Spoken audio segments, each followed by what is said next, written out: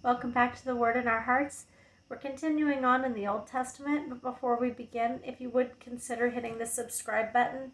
There's no fee, but the more people that are subscribed, the easier we are to find, so please consider it. So we're starting with Nehemiah tonight with chapter 1. Nehemiah's Prayer.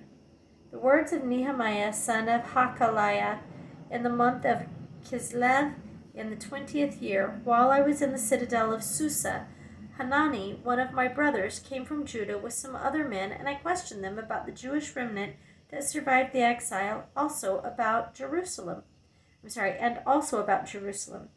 They said to me, "Those who survived the exile and are back in the province are in great trouble and disgrace. The wall of Jerusalem is broken down, and its gates have been burned with fire." When I heard these things, I sat down and wept. For some days I mourned and fasted and prayed before the God of heaven.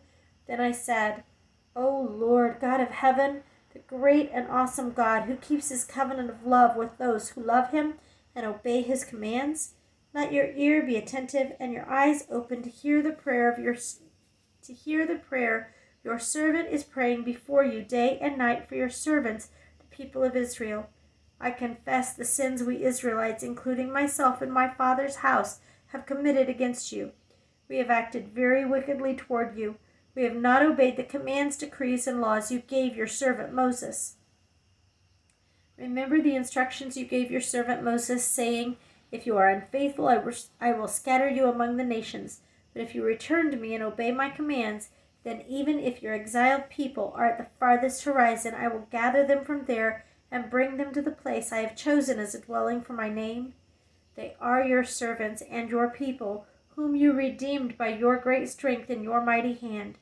O Lord, let your ear be attentive to the prayer of this your servant and to the prayer of your servants who delight in revering your name. Give your servant success today by granting him favor in the presence of this man." I was cupbearer to the king. Chapter 2. Artaxerxes sends Nehemiah to Jerusalem. In the month of Nisan, in the 20th year of King Artaxerxes, when the wine was brought for him, I took the wine and gave it to the king. I had not been sad in his presence before, so the king asked me, "Why does your face look so sad when you are not ill?" "This can be nothing but sadness of heart." I was very much afraid, but I said to the king, "May the king live forever. Why should my face not look sad when the city where my fathers are buried lies in ruins and its gates have been destroyed by fire?" The king said to me, "What is it you want?" Then I prayed to the God of heaven, and I answered the king, "If it pleases the king, and if your servant has found favor in his sight, let him send me to the city in Judah where my fathers are buried so that I can rebuild it." Then the king, with the queen sitting beside him, asked me, "How long will your journey take, and when will you get back?" It pleased the king to send me, so I set a time. I also said to him, "If it pleases the king, may I have letters to the governors of the Trans-Euphrates, so that they will provide me safe conduct until I arrive in Judah? And may I have a letter to Asaph, keeper of the king's forest, so that he will give me timber to make the beams for the gate of the citadel by the temple, and for the city wall, and for the residence I will occupy?" And because the gracious hand of my God was upon me, the king granted my requests. So I sent to the governors of the Trans-Euphrates and gave them the king's letters. The king had also sent army officers and cavalry with me. When Sanballat the Horonite and Tobiah the Ammonite official heard about this, they were very much disturbed that someone had come to promote the welfare of the Israelites. Nehemiah inspects Jerusalem's walls. I went to Jerusalem, and after staying there 3 days, I set out during the night with a few men. I had not told anyone what my God had put in my heart to do for Jerusalem. There were no mounts with me except the one I was riding on. By night I went out through the valley gate toward the Jackal Well and the Dung Gate, examining the walls of Jerusalem which had been broken down and its gates which had been destroyed by fire. Then I moved on toward the Fountain Gate and the King's Pool, and there was not enough room for my mount to get through, so I went up the valley by night, examining the wall. Finally I turned back and re-entered through the valley gate. The officials did not know where I had gone or what I was doing, because as yet I had said nothing to the Jews or the priests or nobles or officials or any others who would be doing the work. Then I said to them, "You see the trouble we are in? Jerusalem lies in ruins, and its gates have been burned with fire. Come, let us rebuild the wall of Jerusalem, and we will no longer be in disgrace." I also told them about the gracious hand of my God upon me, and what the king had said to me. They replied, "Let us start rebuilding." So they began this good work. But when Sanballat the Horonite, Tobiah the Ammonite official, and Geshem the Arab heard about it, they mocked and ridiculed us. "What is this you are doing?" they asked. "Are you rebuilding against the king?" I answered them by saying, "The God of heaven will give us success. We, his servants, will start rebuilding. But as for you, you have no share in Jerusalem or any claim or historic right to it." Chapter 3, Builders of the Wall. Eliashib, the high priest, and his fellow priests went to work and rebuilt the sheep gate. They dedicated it and set its doors in place, building as far as the Tower of the 100, which they dedicated, and as far as the Tower of Hananel. The men of Jericho built the adjoining section, and Zakur, son of Imri, built next to them. The fish gate was rebuilt by the sons of Hasanah. They laid its beams and put its doors and bolts and bars in place. Meremoth, son of Uriah, the son of Hakoz, repaired the next section. Next to him, Meshullam, son of Berechiah, son of Meshezabel, made repairs, and next to him, Zadok, son of Bana, also made repairs. The next section was repaired by the men of Tekoa, but their nobles would not put their shoulders to the work under their supervisors. Then the Jeshanah gate was repaired by Joiada, son of Paseah, and Meshullam, son of Besodiah. They laid its beams and put its doors and bolts and bars in place. Next to them, repairs were made by men from Gibeon and Mizpah, Melatiah of Gibeon, and Jadon of Meronoth, places under the authority of the governor of Trans-Euphrates. Uziel, son of Harhiah, one of the goldsmiths, repaired the next section, and Hananiah, one of the perfume makers, made repairs next to that. They restored Jerusalem as far as the broad wall. Rephaiah, son of Hur, ruler of a half-district of Jerusalem, repaired the next section. Adjoining this, Jedaiah, son of Harumath, made repairs opposite his house, and Hattush, son of Hashabniah, made repairs next to him. Malchijah, son of Harim, and Hashub, son of Pahath-Moab, repaired another section of the Tower of the Ovens. Shallum, son of Halohesh, ruler of a half-district of Jerusalem, repaired the next section with the help of his daughters. The valley gate was repaired by Hanun and the residents of Zanoah. They rebuilt it and put its doors and bolts and bars in place. They also repaired 500 yards of the wall as far as the dung gate. The dung gate was repaired by Malchijah, son of Rechab, ruler of the district of Beth Hakerem. He built it and put its doors and bolts and bars in place. The fountain gate was repaired by Shallun, son of Kolhozah, ruler of the district of Mizpah. He rebuilt it, roofing it over and putting its doors and bolts and bars in place. He also repaired the wall of the pool of Siloam by the king's garden as far as the steps going down from the city of David. Beyond him, Nehemiah, son of Azbuk, ruler of a half-district of Beth-zur, made repairs up to a point opposite the tombs of David, as far as the official pool and the house of the heroes. Next to him, the repairs were made by the Levites under Rehum, son of Bani. Beside him, Hashabiah, ruler of half of the district of Keilah, carried out repairs for his district. Next to him, the repairs were made by their countrymen under Binui, son of Henadad, ruler of the other half-district of Keilah. Next to him, Ezer, son of Jeshua, ruler of Mizpah, repaired another section from a point facing the ascent to the armory as far as the angle. Next to him, Baruch, son of Zabai, zealously repaired another section from the angle to the entrance of the house of Eliashib, the high priest. Next to him, Meremoth, son of Uriah, son of Hakkoz, repaired another section from the entrance of Eliashib's house to the end of it. The repairs next to him were made by the priests from the surrounding region. Beyond them, Benjamin and Hashub made repairs in front of their house, and next to them, Azariah, son of Maaseiah, son of Ananiah, made repairs beside his house.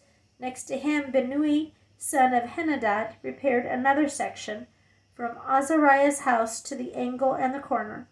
And Palal, son of Uzai, worked opposite the angle and the tower projecting from the upper palace near the court of the guard.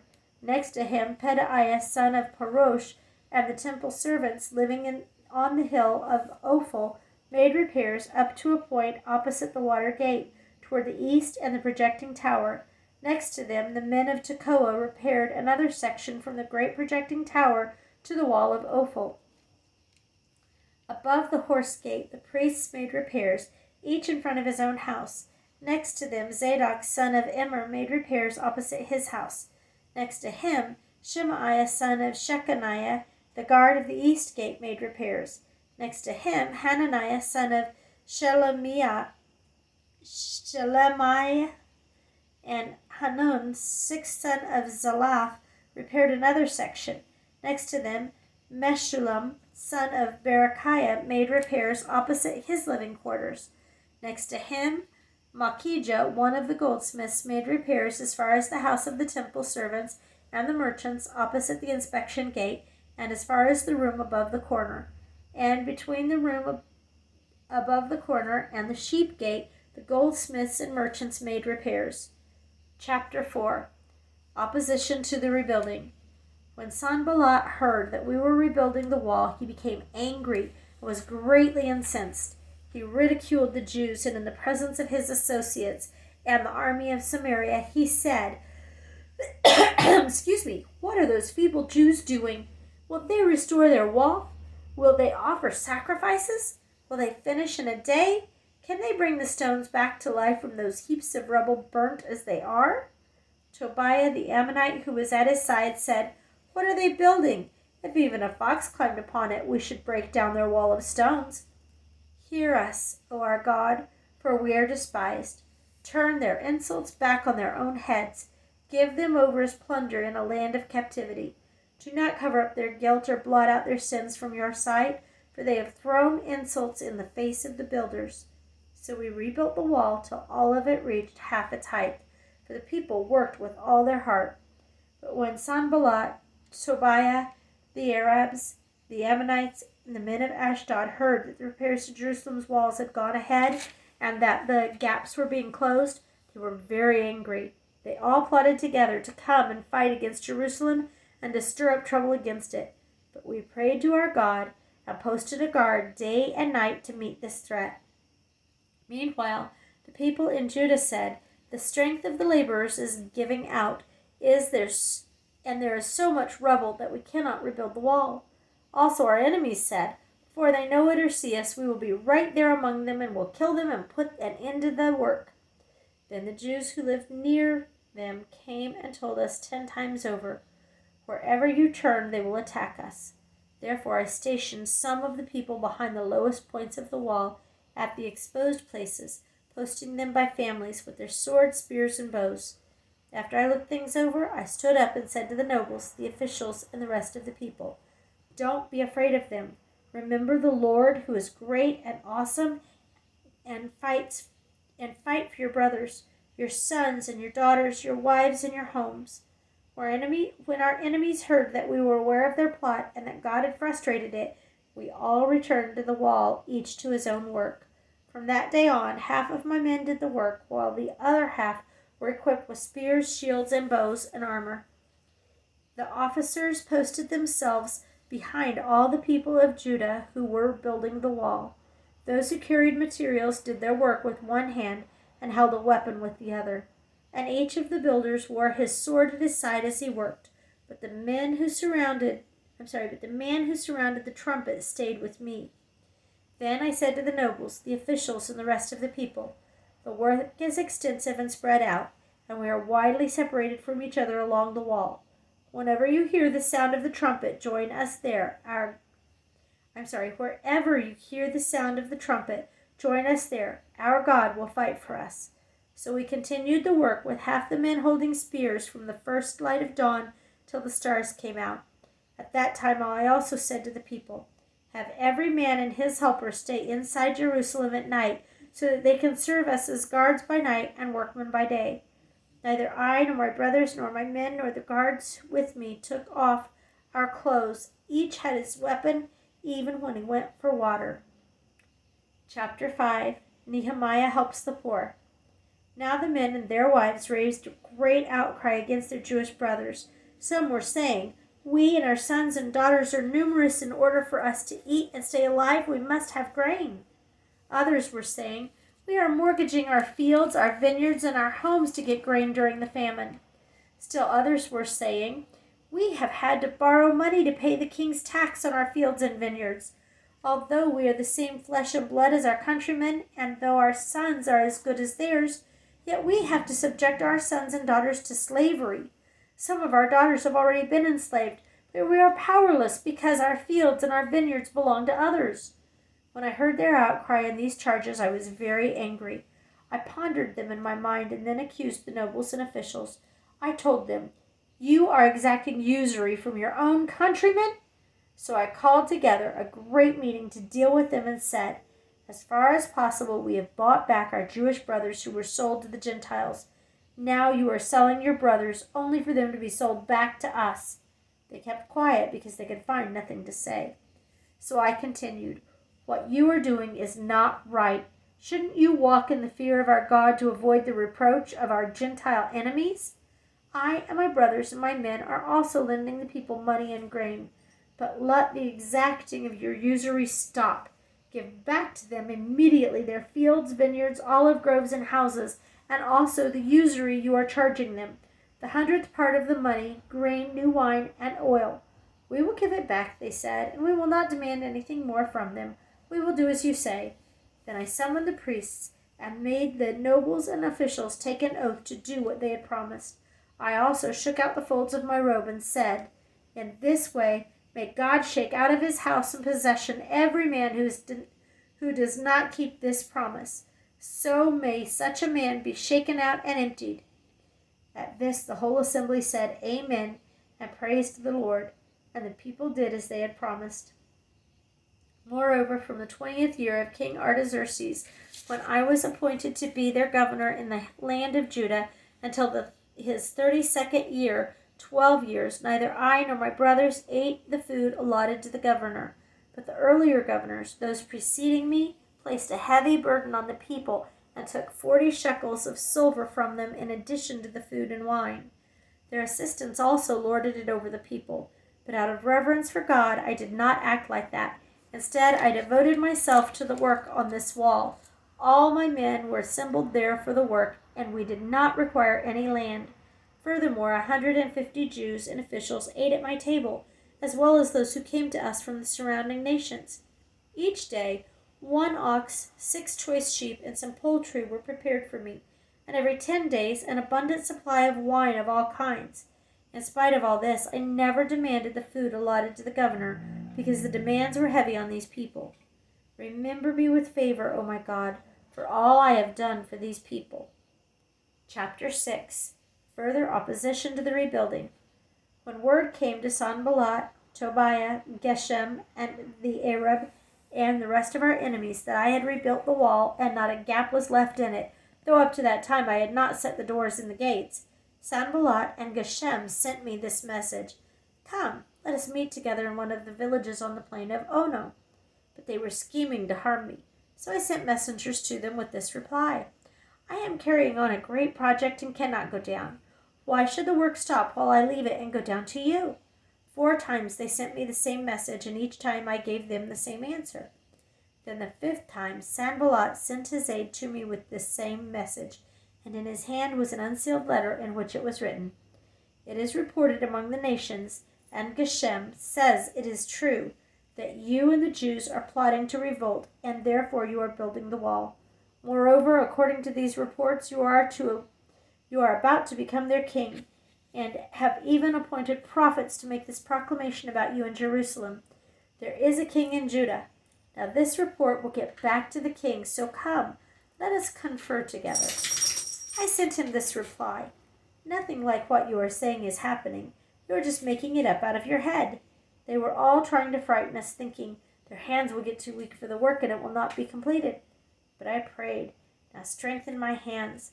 One day I went to the house of Shemaiah, son of Delaiah, the son of Mehetabel, who was shut in at his home. He said, "Let us meet in the house of God inside the temple, and let us close the temple doors, because men are coming to kill you. By night they are coming to kill you." But I said, "Should a man like me run away? Or should one like me go into the temple to save his life? I will not go." I realized that God had not sent him, but that he had prophesied against me, because Tobiah and Sanballat had hired him. He had been hired to intimidate me so that I would commit a sin by doing this, and then they would give me a bad name to discredit me. Remember Tobiah and Sanballat, oh my God, because of what they have done. Remember also the prophet Noadiah and the rest of the prophets who have been trying to intimidate me. The completion of the wall. So the wall was completed in the 25th of Elul in 52 days. In 52 days. When all our enemies heard about this, all the surrounding nations were afraid and lost their self-confidence, because they realized that this work had been done with the help of our God. Also in those days, the nobles of Judah were sending many letters to Tobiah, and replies from Tobiah kept coming to them. For many in Judah were under oath to him, since he was son-in-law to Shechaniah, son of Arah, and his son Jehohanan had married the daughter of Meshullam, son of Berechiah. Moreover, they kept reporting to me his good deeds and then telling him what I said, and Tobiah sent letters to intimidate me. Chapter 7. After the wall had been rebuilt and I had set the doors in place, the gatekeepers and the singers and the Levites were appointed. I put in charge of Jerusalem my brother Hanani, along with Hananiah, the commander of the citadel, because he was a man of integrity and feared God more than most men do.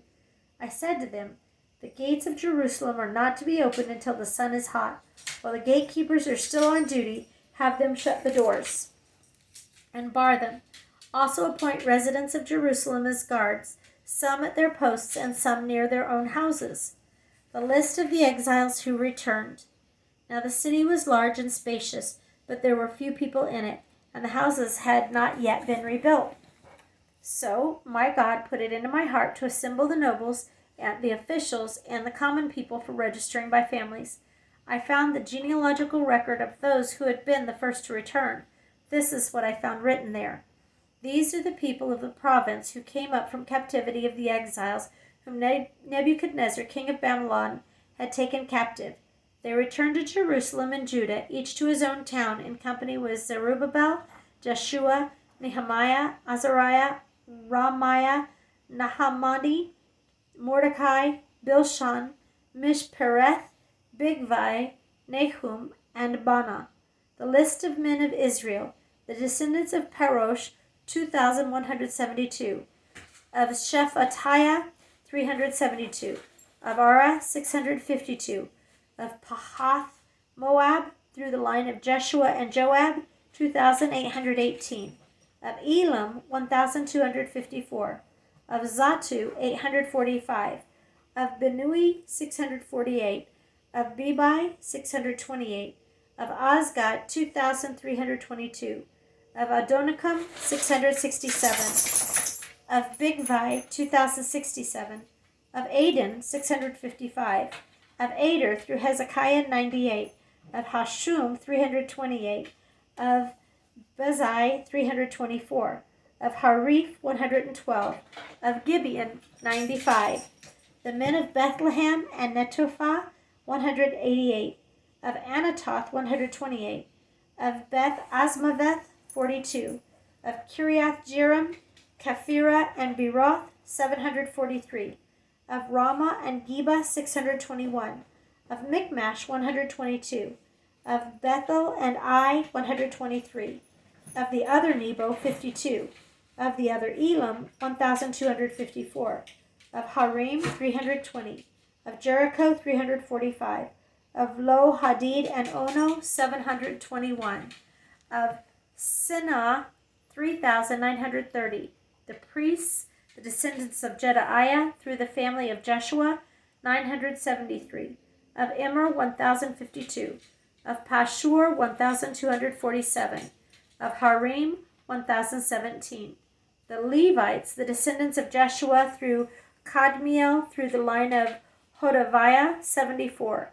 The singers, the descendants of Asaph, 148. The gatekeepers, the descendants of Shallum, Ader, Talmon, Akub, Hatita, and Shobai, 138. The temple servants, the descendants of Ziha, Hasufa, Taboth, Keros, Sia, Padon, Labana, Hagabah, Shalmai, Hanan, Gedel, Gahar, Reiah, Rezin, Nikoda, Gazam, Uzzah, Pasia, Basai, Meunim, Nephusim, Bakbuk, Hakufa, Harhur, Bazluth, Makida, Harsha, Barkos, Sisera, Tema, Naziah, and Hatifa. We're going to stop there for this reading, and we will continue on next time. Thank you for listening.